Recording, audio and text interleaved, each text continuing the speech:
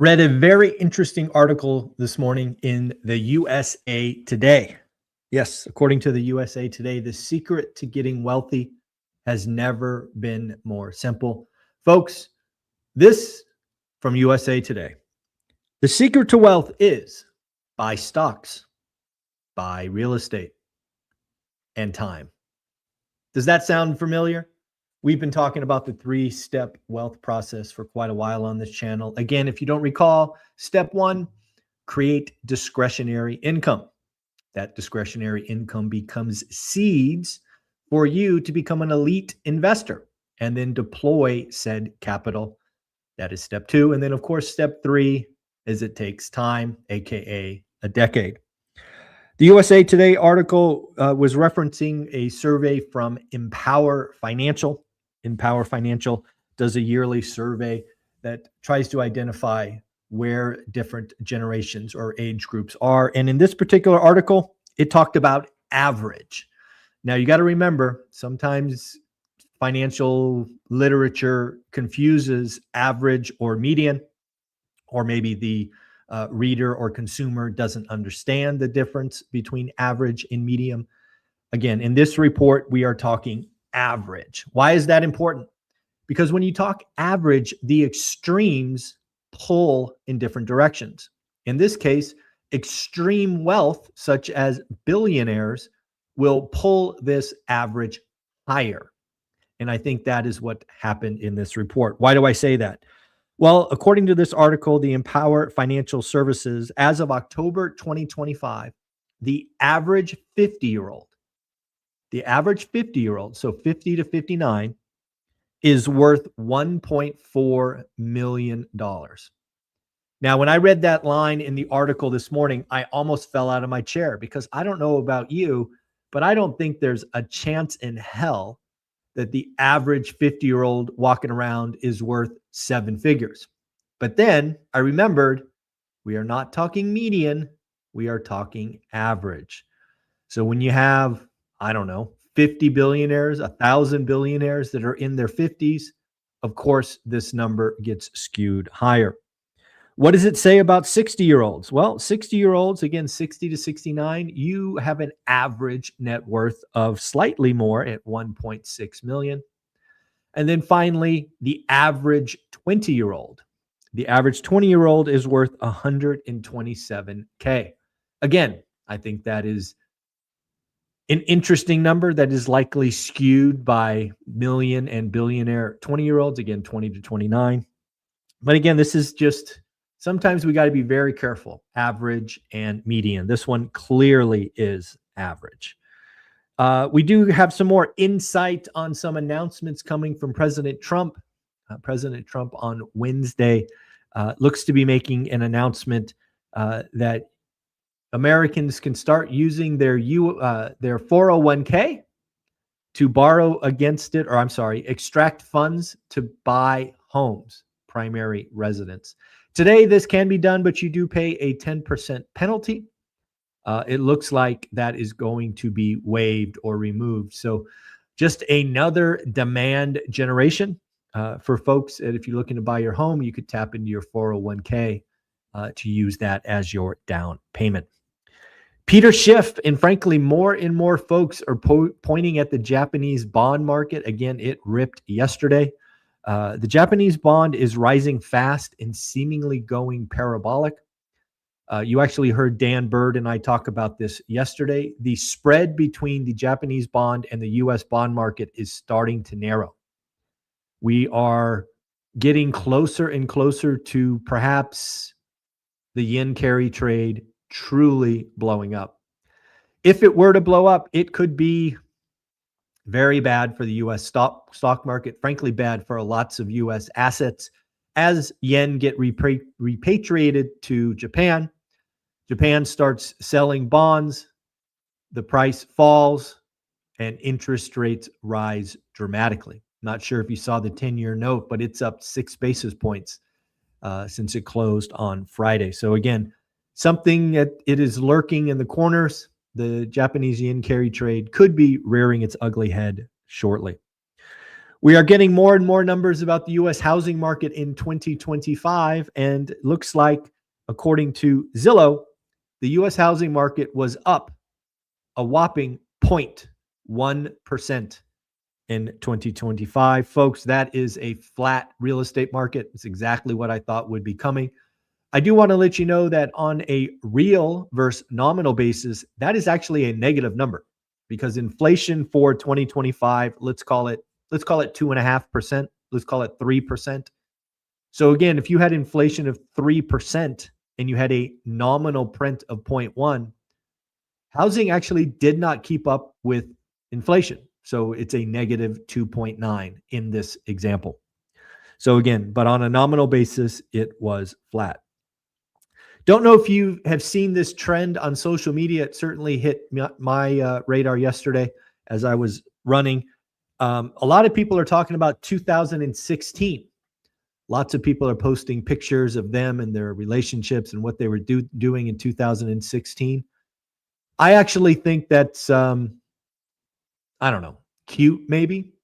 But what I want to ask you, my audience, is what are you going to be doing in 2036? Let's just be real. None of us could change what happened in 2016. However, if you buckled down, if you got focused, you could certainly change 2036. In fact, in my wealth formula, you could frankly be wealthy by 2036. So I know it's entertaining for the average person to look back and, oh my God, I was so young and had so much fun. But I ask you not to be average. The average American is fat, broke, and unhappy. Stop being average. Get around other wealth builders. Continue the journey. I know the first 5 years suck, but let's make 2036 amazing. Stop looking back. You can't fix it. You can't change it, but you can change 2036. Keeping the ball rolling here. Looks like mortgage spreads are now very close to average. For the longest time, we have seen an artificially fat spread between the 10-year and mortgages. It got as wide as, I think, 310 basis points. The average is somewhere between 175 and 190. And just on Friday, shout out Lance Lambert for posting this, we are now at 189. So we're just under the top end of average. Why is that important? Well, we have seen mortgage rates fall in the last 3 to 4 months. We saw the announcement a Friday ago or 2 Fridays ago about $200 billion in mortgage-backed securities. That did not lower the 10-year note, but it did collapse the spread. So frankly, the easy mortgage rate reduction is over. We don't have any more spread to squeeze out. Now it is all about the 10-year note. And as I shared earlier, the 10-year note's ripping in the last 24 hours. So again, we need to watch that. Don't know if you tuned in yesterday for our school event with Jonathan Twomley or our live. Hopefully you guys saw the live with Simon, the Uneducated Economist. We did that on YouTube yesterday. But I just wanted to give you a taste of my takeaways. First, from Simon, the Uneducated Economist. Again, that was about a 45 or 50-minute live. And these are what I took away. 1, Simon is really focused on helping people get rich or get wealthy by appreciating that you cannot do it with your job alone. If you watch some of his content or watch the video from yesterday, he is big on doing things besides only depending on your job. Number 2, anyone can do it. Simon is very open about his journey. Simon is very open about where he started. It was not a great place.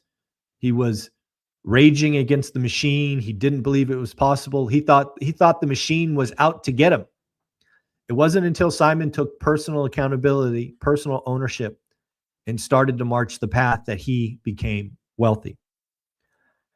Number 3, it is belief. In fact, I asked him, I said, is the first step believing? And he went on to tell a great story. And it is absolutely, you have to believe getting wealthy is possible. Stop raging against the machine. The machine, frankly, doesn't care about you at all. Now, that might feel bad, but It shouldn't. It should actually give you an immense power. You can do it. Again, Simon started from a very low place, one that none of us would want to, but he did, and he crushed it, and he made a big success and is going to do some great things moving forward.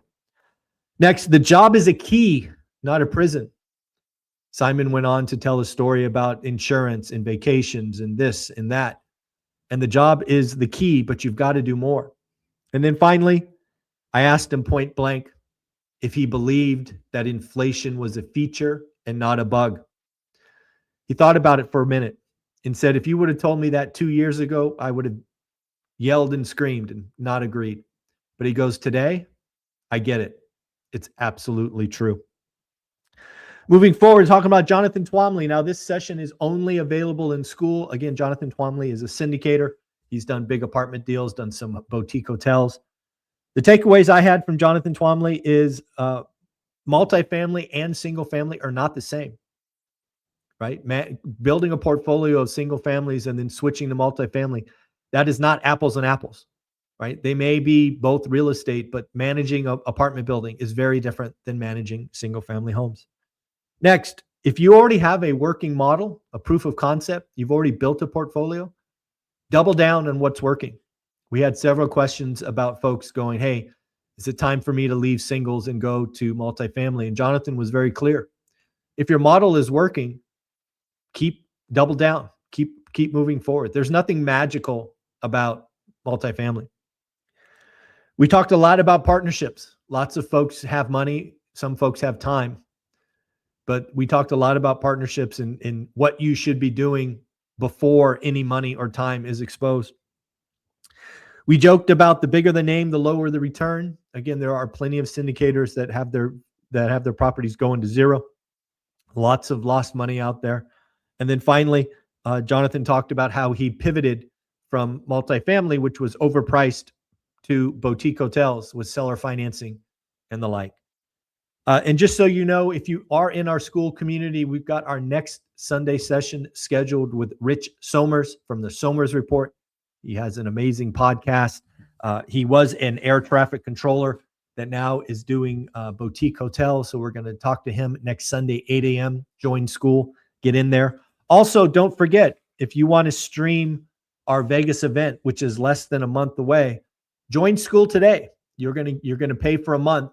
You might as well consume the full month and then watch the event on the 14th and 15th. So again, if you want to kind of cheat the system, spend $20 for something that used to cost $100 and see if you like our community.